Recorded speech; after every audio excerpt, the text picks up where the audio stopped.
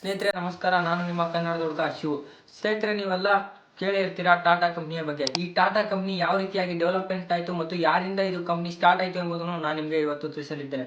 ಹಾಗಾದ್ರೆ ಬನ್ನಿ ವಿಡಿಯೋ ಕಡೆಗೆ ಹೋಗೋಣ. ಟಾಟಾ ಕಂಪ್ನಿಯಲ್ಲಿ ಹಲವಾರು ಗ್ರೂಪ್ಗಳಿದ್ದಾವೆ. ಮೊದಲನೇದಾಗಿ Tata motors, Tata airlines, Tata consumer product, Tata tea point, Tata hotel and management. ಹೇಳ್ತಾ ಹೋದ್ರೆ ಬಹಳನೇ ಇದಾವೆ.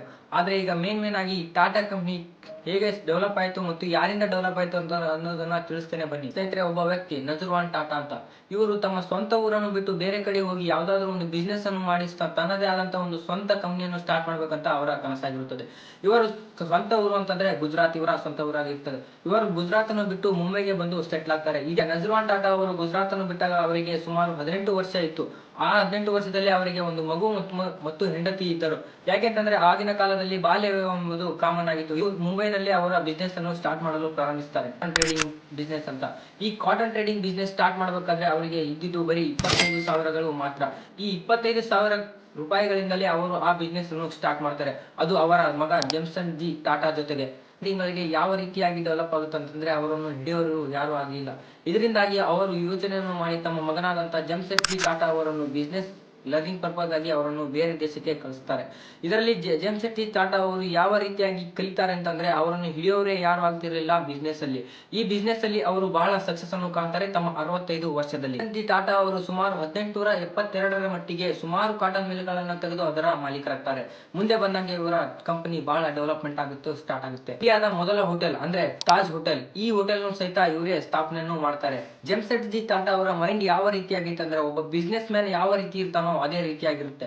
ಯಾವ ರೀತಿ ಅಂತಂದ್ರೆ ಜೇಮ್ಸನ್ ಜಿ ಟಾಟಾ ಅವರು ಒಂದು ಬಟ್ಟೆ ಕಾರ್ಖಾನೆ ತೆಗೆದಾಗ ಆ ಬಟ್ಟೆ ಕಾರ್ಖಾನೆಗಳಿಗೆ ನೋಡಿದರೆ ಕೆಲವು ಕೂಲಿಗಾರರು ಒಂದು ತಿಂಗಳಲ್ಲಿ 20% ಅಟೆಂಡೆನ್ಸ್ ಮಾತ್ರ ಅವ್ರದ್ದು ಇತ್ತು. ಇನ್ನು 80% ಅವ್ರದ್ದು ಆಬ್ಸೆಂಟೇ ಇತ್ತು. ಇದರಿಂದಾಗಿ ಅವರು ಒಂದು ಯೋಚನೆಯನ್ನು ಮಾಡ್ತಾರೆ. ಕೆಲಸವನ್ನು ಬಿಟ್ಟ ತಕ್ಷಣ ಅವರಿಗೆ ಪೆನ್ಷನ್ ರೂಪದಲ್ಲಿ ಅಮೌಂಟ್ ಅನ್ನ ಕೊಡೋದು ಮತ್ತು medical insurance, family days, sports days ಅಂತ ಹಿಂಗೆ ಹಲವಾರು ಡೇಸ್ ಗಳನ್ನು ಮಾಡಿ ಅವರನ್ನು ಮನರಂಜಿಸುತ್ತಾರೆ. ಇದರಿಂದಾಗಿ ಕೆಲಸಗಾರರಲ್ಲಿ ಮನದುಂಬಿ ಅವರು ಕೆಲಸವನ್ನು ಸರಿಯಾಗಿ ಮಾಡ್ತಾರೆ ಅಂತೇಳಿ ಜೇಮ್ಸನ್ ಜಿ ಟಾಟಾ ಅವರು ಯೋಚನೆಯನ್ನು ಮಾಡ್ತಾರೆ. ಹಾಗಾಗಿ ನಮಗೆ ತಿಳಿಯುವಂತ ಪಾಯಿಂಟ್ ಏನಂತಂದ್ರೆ ಫ್ಯಾಷನ್, ಡೆಡಿಕೇಶನ್ ಅಂಡ್ ಸ್ಕಿಲ್ ಇದ್ರೆ ನಾವು ಯಾವುದೋ ರೀತಿಯ ಪ್ರಾಬ್ಲಮ್ಗಳನ್ನ ಫೇಸ್ ಮಾಡ್ಬೋದು ಅಂತೇಳಿ ನಮಗೆ ತಿಳಿಯುತ್ತದೆ.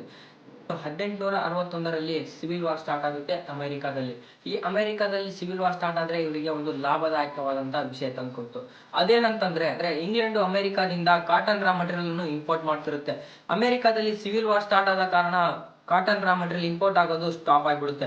ಇದೇ ಜೇಮ್ಸನ್ ಜಿ ಟಾಟಾ ಅವರಿಗೆ ಒಂದು ಪ್ಲಸ್ ಪಾಯಿಂಟ್ ಆಗುತ್ತೆ. ಜೇಮ್ಸನ್ ಜಿ ಟಾಟಾ ಅವರು ಆಗಿನ ಕಾಲದಲ್ಲಿ ತಲೆ ಓಡಿಸಿ ಇಂಗ್ಲೆಂಡ್ಗೆ 2 ಪಟ್ಟು ರೇಟ್ ಅನ್ನು ಜಾಸ್ತಿ ಮಾಡಿ ಕಾಟನ್ ರಾ ಮಟೀರಿಯಲ್ ಅನ್ನು ಕಳಿಸ್ಕೊಡಲು ಸ್ಟಾರ್ಟ್ ಮಾಡುತ್ತೆ. ಇದರಿಂದಾಗಿ ಜೇಮ್ಸನ್ ಜಿ ಟಾಟಾ ಅವರಿಗೆ ಲಾಭದಾಯಕ ವಿಷಯ ಇದು ಆಗಿದೆ. ಮತ್ತು ಈ ಜೇಮ್ಸನ್ ಜಿ ಟಾಟಾ ಅವರಿಗೆ ಇನ್ವೆಸ್ಟರ್ ಗಳು ಜಾಸ್ತಿ ಆಗ್ಬಿಡ್ತಾರೆ. ಯಾಕೆಂತಂದ್ರೆ 2x ನಲ್ಲಿ ಕಳಿಸ್ತಾ ಇರ್ತಾರಲ್ಲ, ಅದ್ರ ಸಲಿಂದಾಗಿ ಇನ್ವೆಸ್ಟರ್ ಜಾಸ್ತಿ ಆಗ್ಬಿಡ್ತಾರೆ. 4 ವರ್ಷ ಆದ್ಮೇಲೆ ಸಿವಿಲ್ ವಾರ್ ಸ್ಟಾಪ್ ಆಗುತ್ತೆ. ಮತ್ತೆ ಇಂಗ್ಲೆಂಡ್ ಅಮೆರಿಕಾದಿಂದ ಕಾಟನ್ ರಾ ಮಟೀರಿಯಲ್ ಗಳನ್ನು ಇಂಪೋರ್ಟ್ ಮಾಡಲು ಸ್ಟಾರ್ಟ್ ಆಗುತ್ತೆ. ಇದರಿಂದಾಗಿ ಜೇಮ್ಸನ್ ಜಿ ಟಾಟಾ ಅವರ ಬಿಸ್ನೆಸ್ ಸ್ವಲ್ಪ ಕೆಳಗಿಳಿದ್ಬಿಡುತ್ತೆ. ಕೆಳಗಿಳಿದ ಕಾರಣ ಇನ್ವೆಸ್ಟರ್ ಎಲ್ಲ ಏನ್ ಮಾಡ್ತಾರಪ್ಪ ಅಂತಂದ್ರೆ ಅವರ ಇನ್ವೆಸ್ಟ್ ಮಾಡಿದಂತ ಹಣವನ್ನು ನಮಗೆ ಮರಳಿ ನೀಡಿ ಎಂದು ಕೇಳಲು ಸ್ಟಾರ್ಟ್ ಮಾಡ್ತಾರೆ. ಇದರಿಂದಾಗಿ ಜೇಮ್ಸನ್ ಜಿ ಟಾಟಾ ಅವರು ಮನ ಬೇಸರಗೊಂಡು ಅವರ ಇನ್ವೆಸ್ಟರ್ ಗೆ ಹೇಳ್ತಾರೆ, ನೋಡಿ ನಿಮ್ಮ ಹಣವನ್ನು ನಾನು ಕೊಡ್ತೇನೆ, ಎಲ್ಲಿ ಹೋಗುವುದಿಲ್ಲ, ದಯಮಾಡಿ ನೀವು ಸ್ವಲ್ಪ ಶಾಂತರಾಗಿ ಎಂದು ಅವರಿಗೆ ಹೇಳ್ತಾರೆ. ಇದರಿಂದಾಗಿ ತಮ್ಮ ಇನ್ವೆಸ್ಟರ್ ಗಳು ಅವರ ಮೇಲೆ ನಂಬಿಕೆ ಇಟ್ಟು ಅವರ ಇನ್ವೆಸ್ಟ್ ಮಾಡಿದಂತ ಹಣವನ್ನು ಕೇಳಲು ಸ್ಟಾಪ್ ಮಾಡ್ತಾರೆ. ಸುಮಾರು 1910ರ ಹೊತ್ತಿಗೆ ಸ್ಟೀಲ್ ಪ್ಲಾಂಟ್ ರೆಡಿ ಆಗಿರುತ್ತೆ.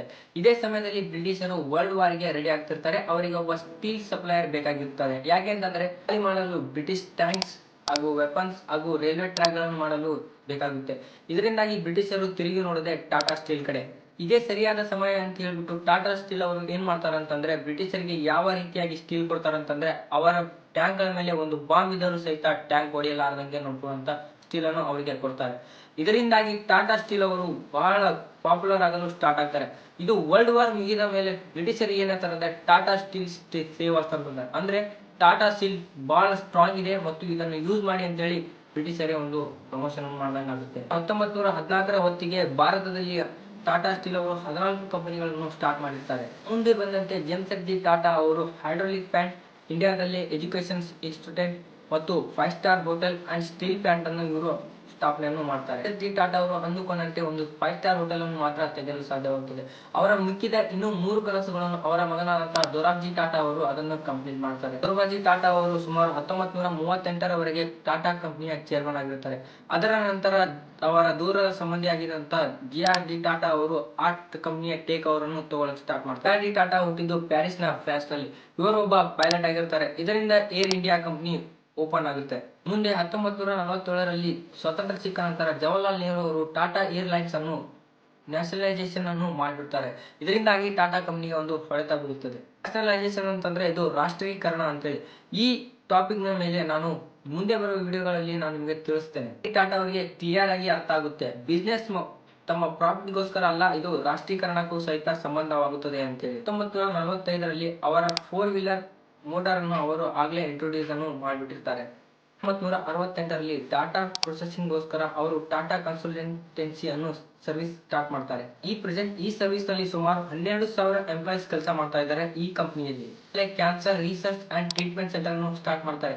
Tata salt and Tata electronics ಕೂಡ ಈಗ ಸ್ಟಾರ್ಟ್ ಆಗಲು ಜಿಆರ್ ಟಾಟಾ ಅವರು ಅವರ 52 ವರ್ಷದಲ್ಲಿ ಚೇರ್ಮನ್ ಆಗಿರುತ್ತಾರೆ. ಇವರು ಸುಮಾರು 95 ಕಂಪನಿಗಳನ್ನು ಸ್ಥಾಪನೆಯನ್ನು ಮಾಡಿರ್ತಾರೆ. ಮುಂದೆ 1991ರಲ್ಲಿ ರತನ್ ಟಾಟಾ ಅವರು ಟಾಟಾ ಕಂಪನಿಯ ಚೇರ್ಮನ್ ಆಗಿ ಆಯ್ಕೆ ಆಗ್ತಾರೆ. ಇವರ ಬಗ್ಗೆ ನಾನು ನಿಮಗೆ ಮುಂದಿನ ವಿಡಿಯೋಗಳಲ್ಲಿ ತಿಳಿಸುತ್ತೇನೆ. ಅದಕ್ಕಾಗಿ ನೀವು ನನ್ನ ಚಾನಲ್ ಅನ್ನು ಸಬ್ಸ್ಕ್ರೈಬ್ ಮಾಡ್ಕೊಳ್ಳಿ. ಧನ್ಯವಾದಗಳು.